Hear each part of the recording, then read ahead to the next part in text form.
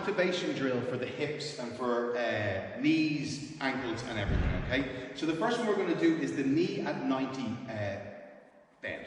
So basically Ian has got as much effort as he needs going through that stick. He's going to bring his knee up to 90 degrees, okay? He's going to try and keep his shoulders over his hips. So if you could come back into a nice straight position there, Ian, lovely, and bring that knee up a tiny bit higher. You're going to feel a lot of tension in here on the hip flexor, guys, that's okay. If you found that very easy, the next thing you would do is, holding this lovely position, is lifting this stick off the floor, okay? I would like you to bring that stick to the floor before you brought that foot to the floor if you lose your balance, okay? That's exercise number one, guys. The second one we're looking for is I want Ian to push his bum back and bring his shoulders out over his hips, okay?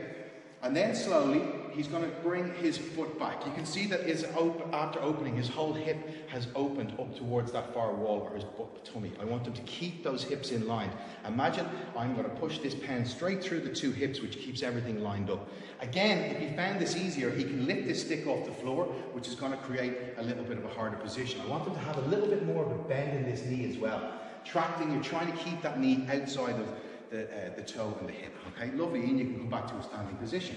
The next one we're going to do is bringing those two movements together. So coming from the 90, he comes over into his hip hinge, making sure again he has a nice straight pelvic position, okay? Can you do one back one there, Ian, please, as you come over?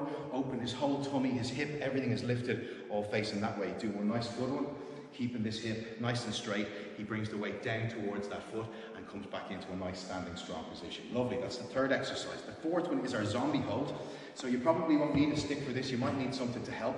You're looking at bringing one foot up onto the opposite knee, sitting back into it, and if you really have good position, you can get rid of that stick altogether, bring the hands out in front, and you're going to try and hold this position for about 45 seconds or so. You can come back to a nice rest, Ian. Thank you very much.